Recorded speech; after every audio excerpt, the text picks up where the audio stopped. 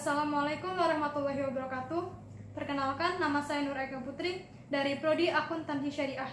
Nah, di sini saya akan menjelaskan sedikit terkait hal-hal seputar sholat fardu. Yang pertama adalah kemampuan menjadi imam. Imam dalam bahasa Arab merupakan sebutan bagi pemimpin umat Islam.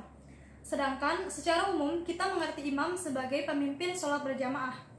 Hal-hal yang perlu diketahui oleh seorang imam. Yang pertama yaitu mengetahui dan memahami situasi jamaah dan juga tempat sholat. Yang kedua yaitu meluruskan atau merapikan shaf.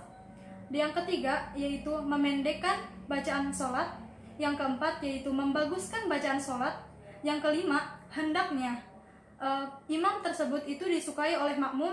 Dan yang terakhir adalah imam disunahkan untuk mengeraskan bacaan sholat.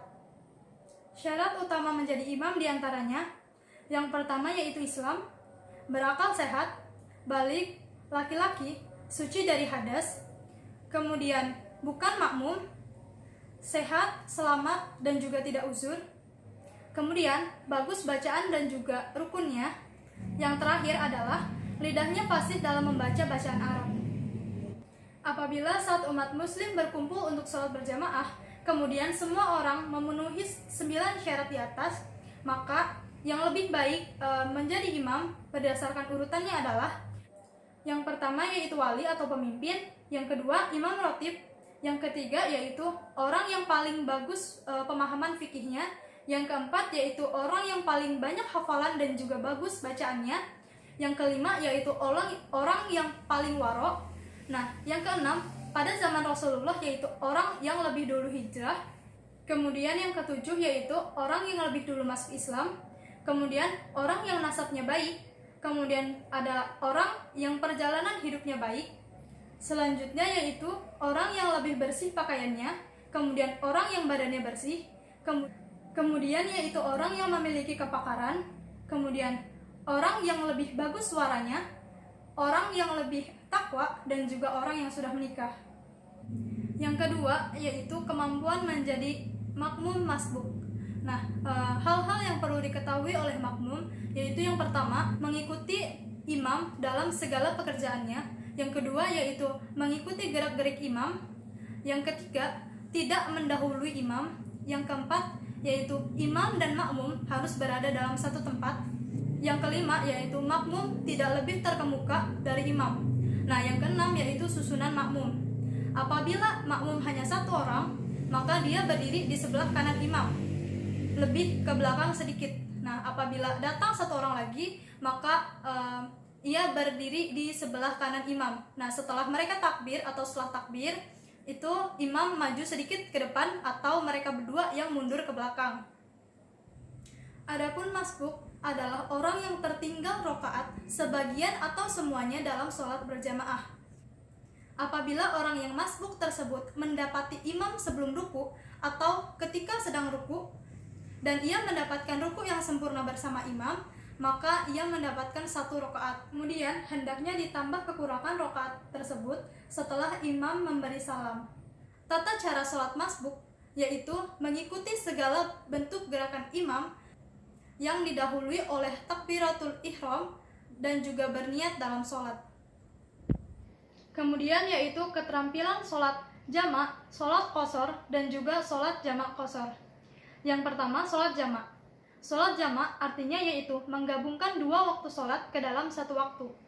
Sholat yang bisa dijamak yaitu sholat zuhur dan asar, kemudian sholat maghrib dengan isya. Nah, sholat jamak sendiri terbagi menjadi 2, yaitu jamak takdim dan juga jamak takhir. Jamak takdim artinya yaitu menggabungkan 2 sholat, misalkan zuhur dengan asar yang dilakukan pada awal waktu, yaitu sholat zuhur, atau menggabungkan sholat maghrib dengan isya yang dilakukan pada waktu maghrib.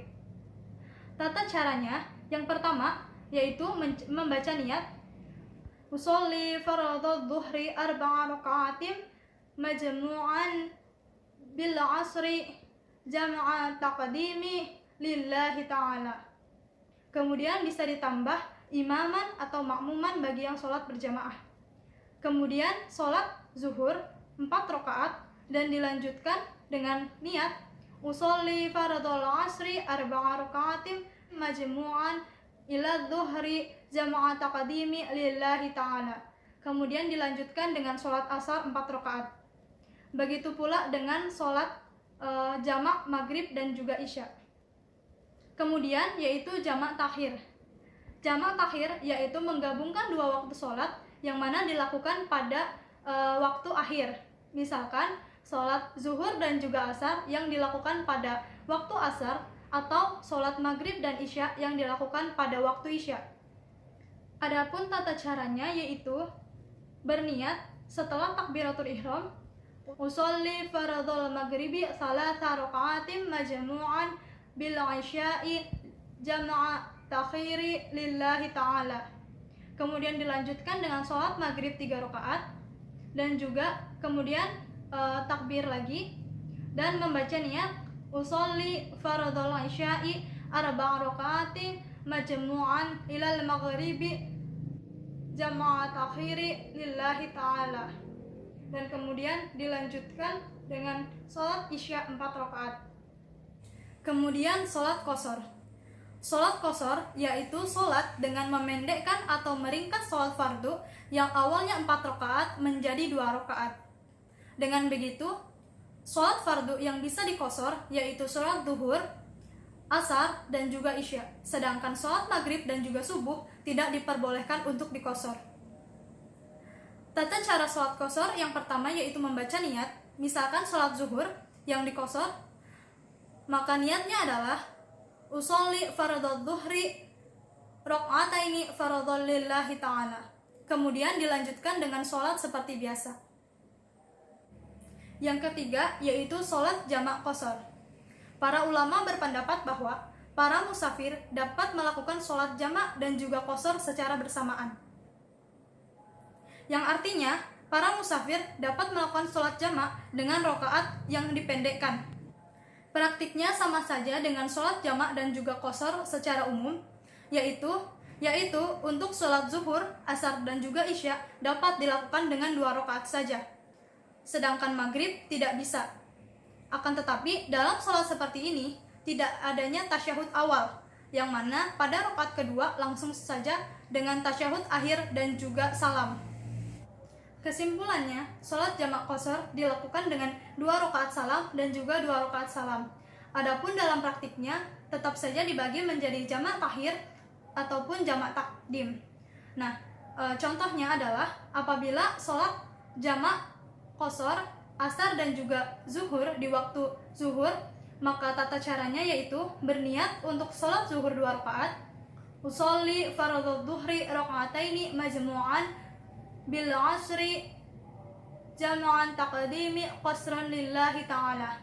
Kemudian dilanjutkan dengan sholat asar 2 rakaat, usolli fardhul asri raka'ataini majmu'an ila dhuhri jama'an taqdimi qasran lillahi ta'ala. Adapun apabila melakukan sholat jamak qashar zuhur dan asar di waktu asar, maka niatnya adalah yang pertama sholat asar 2 rakaat, usolli fardhul asri raka'ataini majmu'an ila dhuhri usolli fardhul dhuhri raka'ataini majmu'an ila al-asri jama'a takhiri qasran lillahi ta'ala. Selanjutnya yaitu kemampuan untuk sujud syukur, sujud syahwi, dan juga sujud tilawah. Yang pertama yaitu sujud tilawah atau sujud sajdah. Nah, sujud tilawah ini disebabkan oleh apabila kita mendengar atau membaca ayat-ayat sajdah, maka kita diwajibkan untuk bersujud. Adapun tata caranya yaitu apabila kita mendengar kalimat atau ayat sajdah di luar gerakan sholat, yang pertama yaitu niat, kemudian takbiratul ihram, kemudian bersujud dengan bacaan sajada wajhiya lilladzi khalaqahu wa sawwarahu wa syaqqahu sam'ahu wa basarahu wa hiya lilladzi bihaulihi wa quwwatihi wa tabarakallahu ahsanul khaliqin. Dan kemudian salam. Apabila sujud tilawah dilakukan ketika sholat, Tata caranya yaitu setelah membaca ayat sajdah, kita langsung sujud 1 kali, kemudian berdiri dan meneruskan membaca ayat yang selanjutnya. Yang kedua yaitu sujud syahwi.